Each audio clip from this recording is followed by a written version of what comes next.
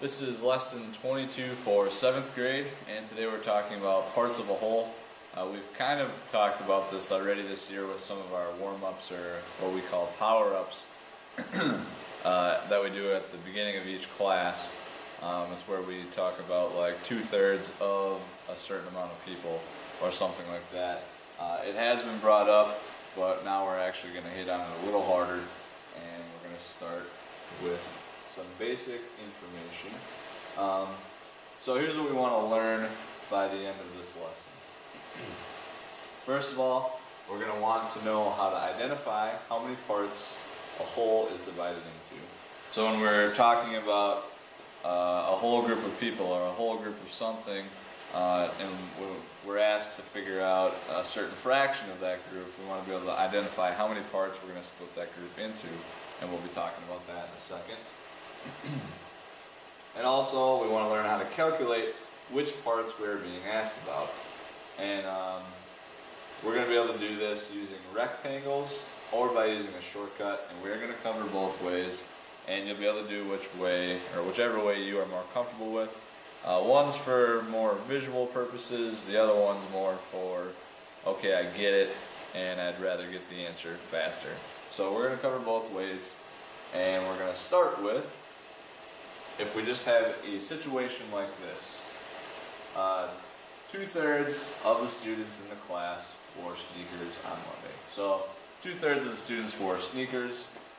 So basically this is a very basic statement. We don't even know how many students are in the class yet, but we do have enough information to set up something like this. We'll be able to draw a diagram for this statement.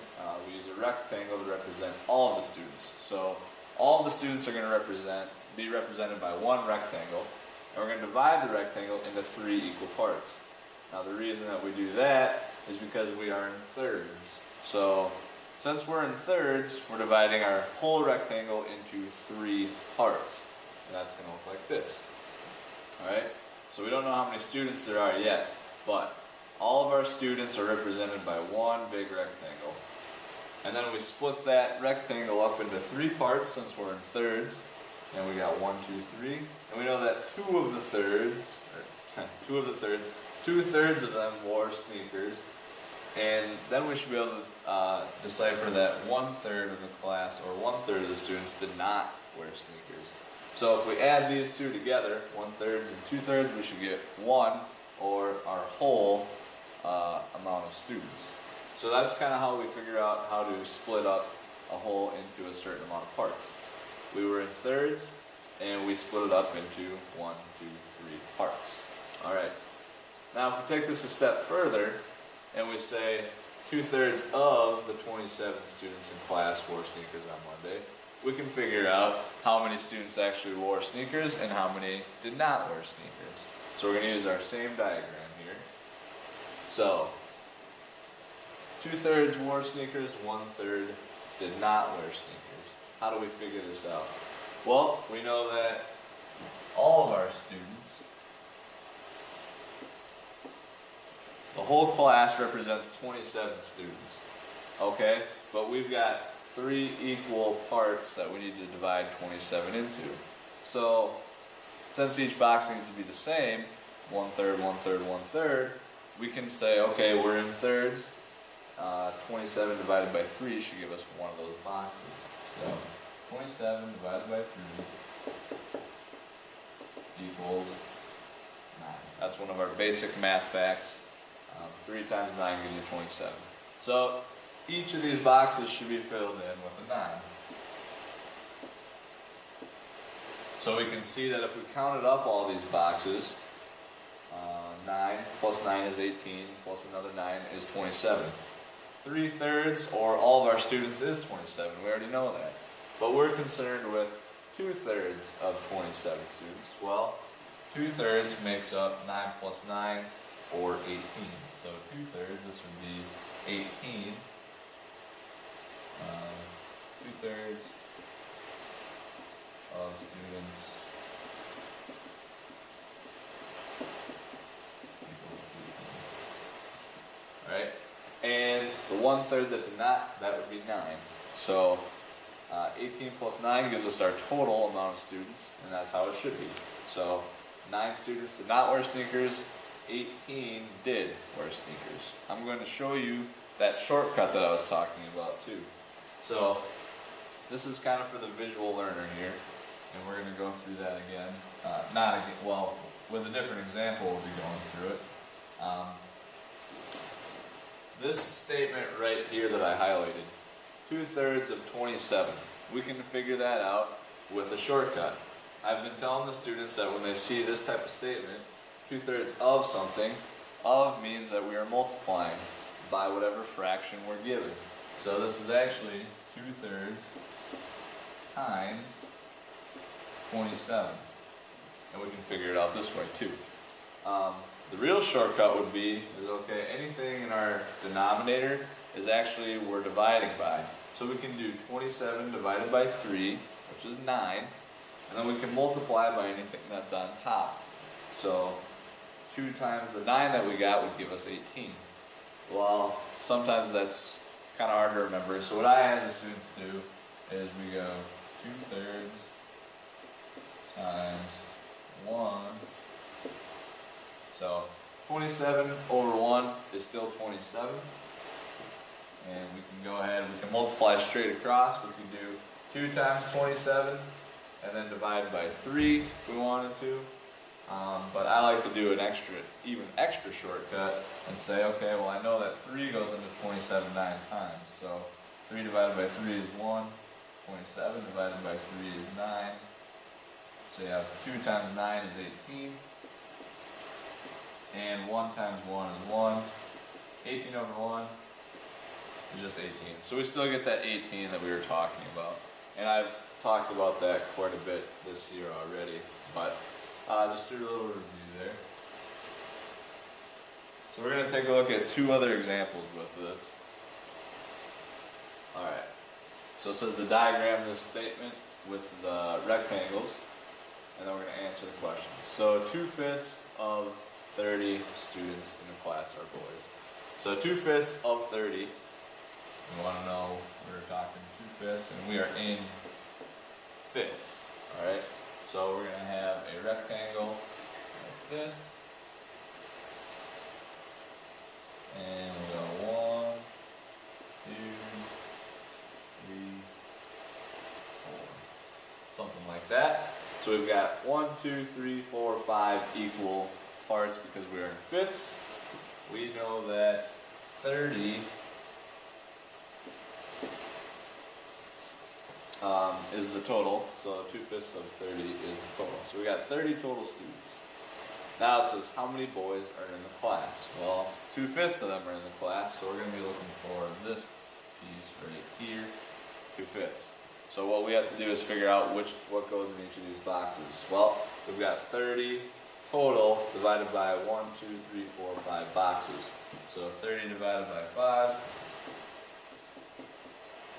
gives you 6. So we know that 6 goes in each of these. So 2 out of the 5 boxes would be 6 plus 6, or 12. So for A, we should be getting 12 boys.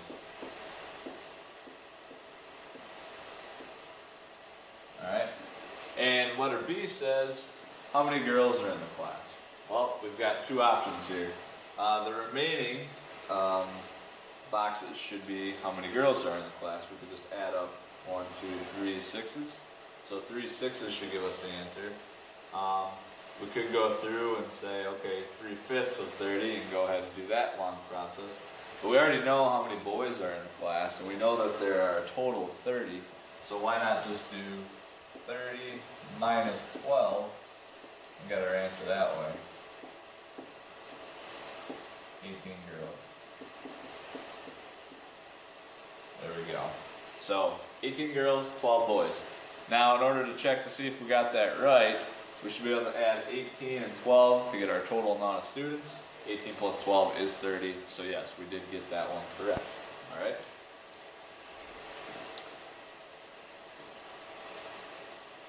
Now we could have done our shortcut there too. If I want to show you real quick with the boys here. So if I wanted to do letter A again, that would be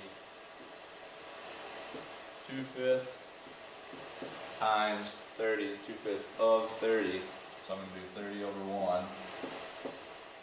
And if we go ahead and multiply straight across, we do 2 times 30, we can get 60. And then, well, let's do it. 2 times 30 is 60. 5 times 1 is 5. 60 divided by 5 equals 12. Alright, that's one way you could have done it too. You also could have taken that shortcut, well, the even extra shortcut that I brought up. So we still got 12 there. I know that 5 goes into 36 times, so 1 and 6. 1 times 1 is 1. 2 times 6 is 12. 12 over 1 is still 12. That's just the shortcut way. Alright, next, well, last example here. I want to check my time quick. Alright, we should be good on time here. Alright, so this one says we have to change the percent to a fraction, then diagram the statement and answer the questions. Alright, not necessary that you need to diagram the statement for me if you're going to use the shortcut method. So we've got Britt read 80% of a 40-page book.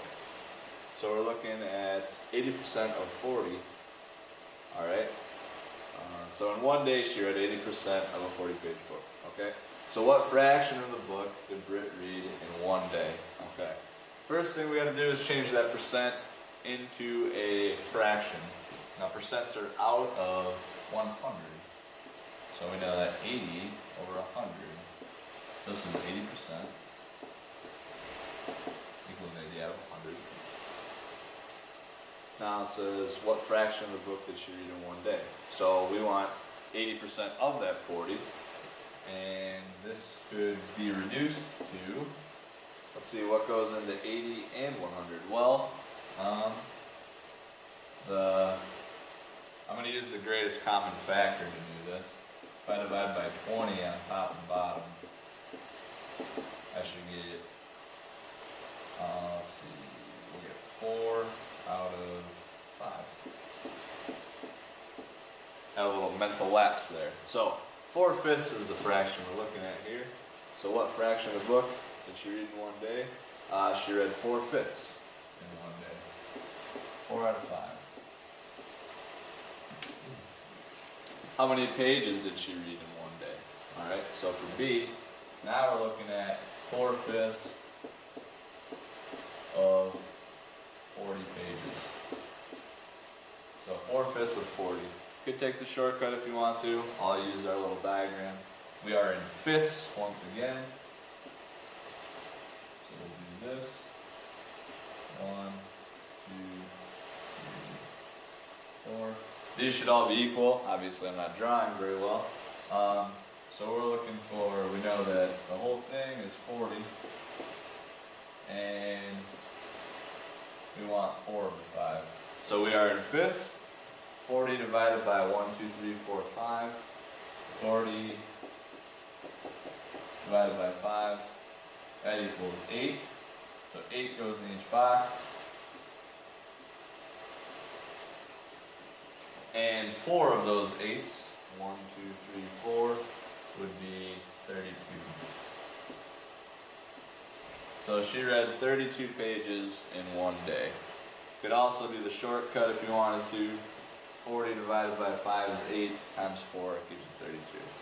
Alright, so that's the basis of the lesson for today, and we're going to go over a bunch of these tomorrow.